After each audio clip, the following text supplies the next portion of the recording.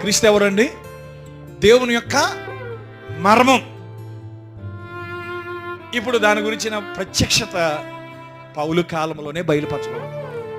అందుకని అంటాడు, 7వ దూత పలుకు దినములు అతడు బోరబోధబోచుండగా దేవుడు తన దాసులకు ప్రవక్తలకు తెలిపిన సువార్త మర్మము సమాప్తమగును అంటున్నాడు.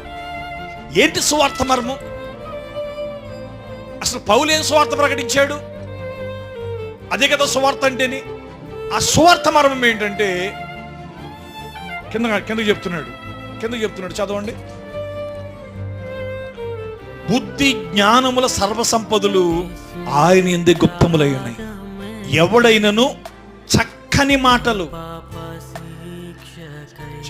మాటల చేత, చమత్కారంగా మాటలు, తీయని మాటలు మనకు కావాలా?